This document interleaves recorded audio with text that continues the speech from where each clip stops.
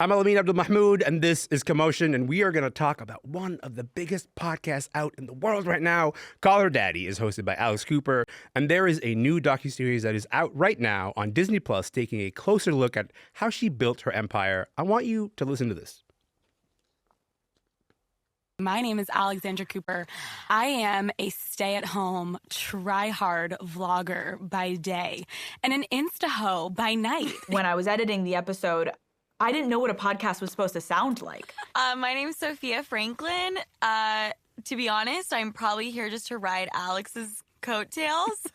I tried to edit it in the style like it was a vlog, which was very choppy, very fast-paced. The content, no one was talking this sexually and salaciously. Your boy wants foursomes. Baby, we're taking it all the way. It really was a formula that wasn't being done. I could go out in New York City and give everyone their own individual, unique album of my ex's dick. After the first episode, I uploaded onto my Instagram, and Dave Portnoy DM'd me. So Alex is referring to Dave Portnoy there. Dave is the founder of Barstool Sports, which was just the first stop along many of the Call Her Daddy media empire timeline. This show has come a long way since then. Alex Cooper just signed a deal worth $125 million with SiriusXM. So to talk about this docuseries, Call Her Alex, Liz Duff is here. Rebecca Jennings is here. Hello to both of you. Hey. What's up, y'all? I'm ready to do this. Rebecca, I'm going to start with you. This docuseries premiered at Tribeca Film Festival in New York just a few days ago. What was the reception to the docuseries like? Yeah, I mean, the crowd there was a lot of industry people, a lot of friends and family. Her parents were there. So yeah, the crowd was very much like cheering for everything. Really excited to be there. Didn't see a ton of like Daddy Gang merch. Daddy Gang, for those who don't know, is the fans of the show. But yeah, it was like a very supportive environment. And it was just the first part, which is really about her origin story, like how she grew up and leading up to the podcast. So it was a warm room, is what you're saying. Like It was a warm room. Yeah. We'll love a warm room. Okay, Liz, this docuseries is kind of landing at an interesting moment because Mark Maron recently announced that he's ending his podcast, which is WTF with Mark Maron. That show has run for 16 years. That show's going to end in the fall. When Call Her Daddy started back in 2018, I think like that's what the industry kind of looked like, right? It was like this heavily male-dominated scene, and even after all these years, like that influence is, I think, actually still a little bit hard to shake off. But then, you know, as that clip from the docuseries shows, when Alex is being interviewed, I want you guys to hear this. She's being interviewed by CNBC's Andrew Ross Sorkin on stage. You could become the successor at some point to Howard Stern. I don't need to keep being compared to these men. I'm Alex Cooper. I'm going to be Alex Cooper all day. Listen, Liz, as you sort of think about Alex Cooper and the trajectory that she's taken, could you talk about how she has changed the universe of podcasting? Well, certainly women have always been podcasting, so we don't want to be here saying that Alex Cooper was the first woman podcaster. She was the first one ever. There was no one before her. Yes. Man made fire, Alex Cooper found Mike. No, she's certainly the first woman-led podcast to attract millions and millions of women listeners. We're talking the first global mass appeal show for women in the podcasting space. That was major in 2018. It's still major today. If you look at the Apple Podcast global charts as of time of recording, you have Amy Poehler up there, you have Mel Robbins up there, you have Call Her Daddy up there. She's created this base of people that were not finding a home for listening in any of the shows at the time that have been loyal and stayed with her all the way through to today, to this new SiriusXM deal. It's massive, the movement that she's made, the space that she's carved, and the way that she's done it by really embracing this locker room talk energy and having these conversations that are hard to have, period. Lots of titles of episodes that we should not be saying in a public broadcast. But she was able to do it because she was independent and doing it on her own. I'm compelled by also the fact that like the Call Her Daddy that is out now, Rebecca, is not the same as the one that it started. Can you just talk about the ways that the show has changed over the years?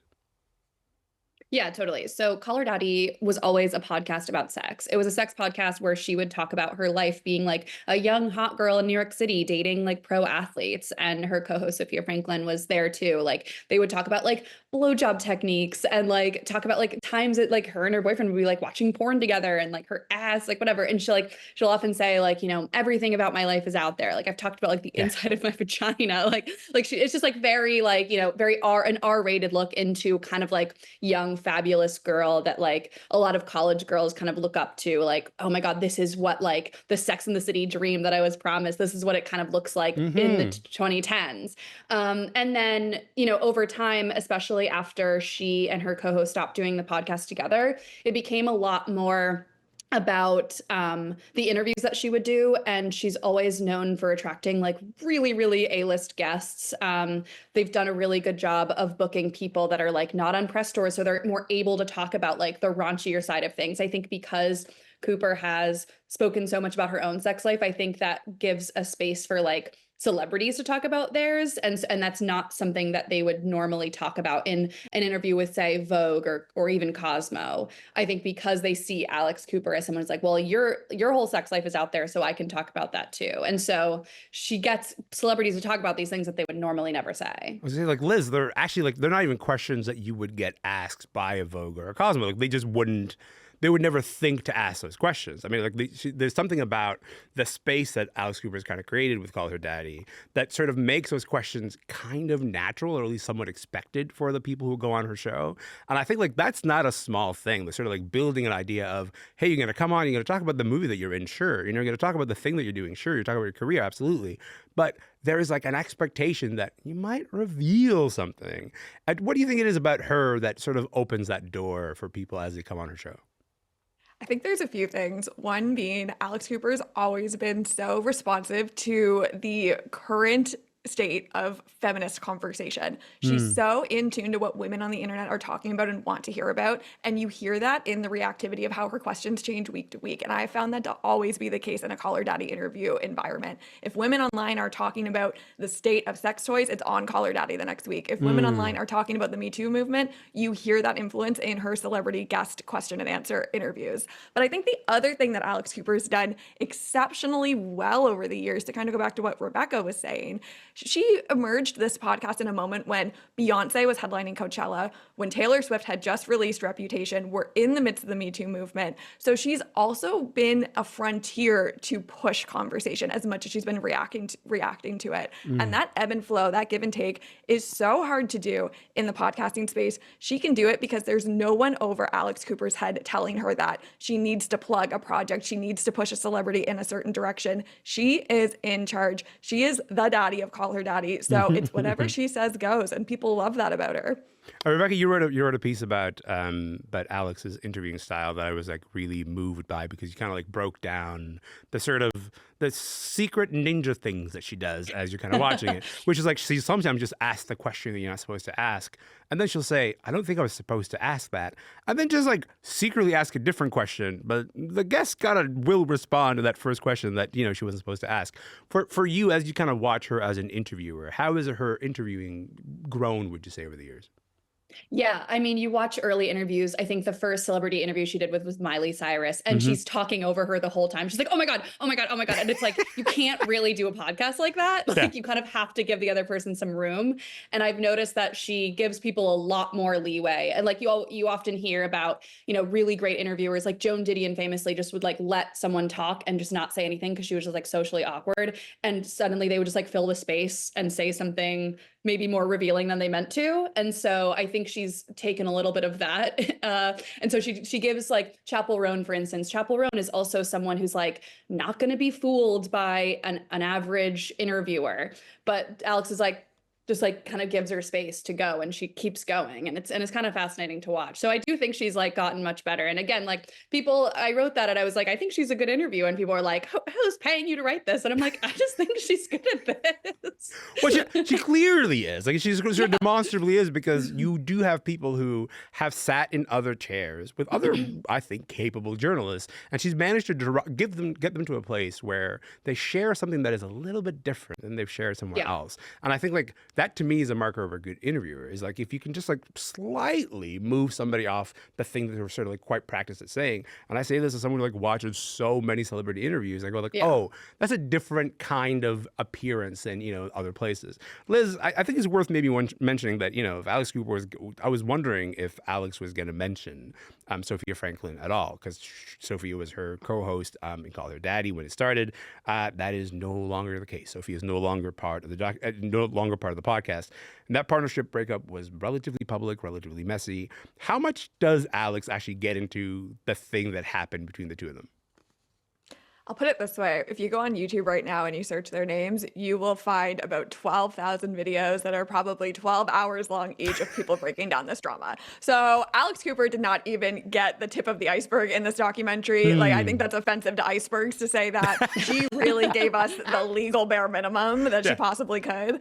I was surprised we even saw Sophia's likeness in the documentary. There's all these early clips of Call Her Daddy. Obviously, there's like some ownership conversation there of does Alex Cooper have the exclusive rights to those early Call Her Daddy footage and tapings. That's not quite an answer I have today, but I have to assume that she does, because I couldn't believe we even were in the world of Sophia, that she was even on the screen in this documentary, because that's how salacious that breakup was. And the fans took it personally that these two split. It was as bad as any relationship breakup that they could have talked about on the podcast. It really felt like a divorce of the internet. Half of the children went with Alex, half the children went with Sophia. But, Alex kind of came out on top because, and she says this in the documentary, she realized there was a value to the daddy gang and to the overall brand of Call Her Daddy. And that was ultimately the direction that she wanted to move in as a business person, as a podcaster. So she wasn't willing to give up on the business side of the podcast, and ultimately that's what we're seeing today. Liz, I don't think half the children went with Sophia. I don't think I was quite the way that ended up shaking out. That's all I'm going to say about that. But Rebecca, let's talk about this docuseries, because there's this moment where Alex Cooper brings up something that she's never talked about publicly before. And I want to get this right. She alleges she was sexually harassed by her soccer coach, Nancy Feldman, when she was a student at Boston University. Alex was at the premiere screening on Sunday. Did she talk about why she decided to bring up these allegations now? Yeah, for sure. And so she's alluded to something in several interviews. She's alluded to like something that happened when she was in soccer to make her quit the team. But in this documentary, she like names the woman, Nancy Feldman, who was her soccer coach, who, sexually harassed her over a period of years. And when Boston University allegedly like wouldn't do anything, she quit the team. And in the Q&A after, she spoke about, not like this documentary started as like a sort of behind the scenes of her first live tour, the Unwell tour in like 2023. And she said the director, Rai Russo Young, was the one who was like sort of pushing her to like, maybe this is the time to talk about this. The first stop on the tour was Boston. And so they take, the director apparently suggested like they go to the BU campus and see what like feelings come up. And I think from there she was like, yeah, I think I'm ready to talk about it. But she also spoke about why she didn't talk about it, which is, similar reasons to anyone that doesn't come forward. It's like fear of retribution, fear you won't be believed. Yeah. And also that, her harasser was a woman. And she was like, I don't want this to take away from everything that I stand for, which is like, like fuck the patriarchy, things like that. And so she said like, she had to be fully healed from it. And right now was the kind of time that she was ready to name names and come totally forward with it. I should note, the documentary just came out, but so far Nancy Feldman and Boston University, they've not responded publicly to this. Liz, I'll start with you on this, but were there any surprises in the docuseries as you were watching it for you? I was surprised at the level of involvement that her husband, Matt, had in the documentary. I thought this was really going to be a solo-focused look at who Alex Cooper is behind the scenes. And I suppose that if that was my assumption, I should have assumed that we would be seeing so much of Matt's involvement in the business side. Matt, for those that aren't familiar with her husband, has been known to fans for as long as he's been in Alex's life. She was podcasting before they went on their first date. He had a very famous title that you see in the documentary, Mr. Sexy Zoom Man. We have known everything about their relationship for as long as he's been around, but we really saw the impact that he has on helping her hold the reins on the business of Call Her Daddy, especially in the tour production, and how she really leans on him to use his male privilege to help her push the boundaries forward. I thought that was really fascinating and something totally new and unexpected, especially the documentary title being Call Her Alex, and then having so much emphasis on it's Call Her Alex and also Matt is here helping me run this business. So it both wasn't surprising, I should have seen it coming, but it was surprising to see, oh, this really is a relationship that the fans think they know, but there's a lot more behind the scenes that we haven't seen. I'm compelled by the thing that you just said, by the idea of him using his male privilege to sort of help Alex in places where she can't quite get through the thing. What were some of the examples that came up of that? So we see in the documentary, there's a scene where everyone is feeling the pressure of getting this tour on the road. We're hours before the first show. We're hours into the rehearsal process. And Alex is noticing that things are not where they need to be at this stage of the pre-production process. As someone that has produced a live event, I understand that feeling well. Yeah. You just want people to get it together and get the show moving forward. And Matt's the one that she kind of deploys to talk to the crew and talk to the technical folks to get the answers as to why things aren't moving the way they are. And she says words in the documentary that I won't say here about what crew might call her if she was the one that was in that assertive position trying to push things forward and be the aggressor boss, demanding a higher performance from folks. But Matt's more easy to take up that role. And she kind of credits because he is a man, because he's in a power position, that he can do that. And it won't have as much of an effect on how the crew views her as a woman in power in that position. Rebecca, quickly to you, what surprised you as you were watching the docuseries?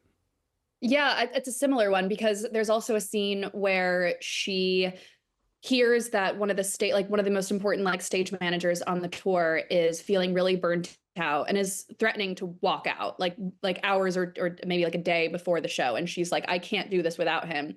And the fact that, they're alluding to employee discontent, which as this series really is the origin story of a girl boss. Honestly, it's it hits all those beats of I was bullied growing up. This traumatic thing happened to me, but look what I did with it. And to have, it's the first probably hour to have you're not treating your employees very well, that coming up right away. I'm honestly, I'm impressed that it made the cut. I don't know. I have no idea how much, input she was allowed to have on the final cut. I don't know if she was, super involved or let the director kind of do her thing. Yeah. But, that's kind of the thing that has taken down many girl bosses that you are overworking your employees, you're not treating them correctly. And there's a scene where she gives him a pep talk and then he ends up staying. And so ultimately it's, it's meant to be the sort of uplifting thing that creates a moment of tension, but then that tension is released. But it is, I was if there's this moment, there's probably many others. And just as there are with any kind of live event like this is not, an anomaly by any means, but it's just interesting in this clear, it's so clear what this documentary is aiming to do. And then to have that scene that kind of throws a bit of a wrench in that, I thought that was an interesting choice. Before I let both of you go, my last question for you here is we started this conversation by talking about a $125 million deal with SiriusXM. That is colossal money, obviously. Do you watch this docuseries and say, you know what, I have an answer as to why Alex Cooper has been so successful, both as a podcaster and as a business person? Or do you go, you know what, I'm still kind of left with the impression it's a bit of a mystery? Liz, I'll start with you on this one. If you have been inside the world of Alex Cooper, nothing is surprising when it comes to her business savvy and her success. If you are outside of the world of Alex Cooper, this is the introduction that I think public-facing pop culture consumers needed to understand her as a business person. The documentary answers questions, but I think it also provides us a look into this really sneaky sliver of where she's going next, which is embedded inside of this deal. We're in a media landscape right now where Gen Z is turning to millennial-oriented shows because Gen Z shows, televisions, podcasts are still on the rise. We're so early in shaping what Gen Z-oriented, Gen Z-driven media looks like, and that is the direction that Alex Cooper is building the Unwell podcasting and SiriusXM deal into. She's hiring Gen Z in front of the microphone. She's hiring Gen Z to produce these shows. So when we look into the next 10, 15 years of what shows are going to be dominating the charts, I don't think it's going to be Alex Cooper. I think it's going to be who she hires next. I'm really interested to see where that goes. Rebecca, what about you? Last word to you.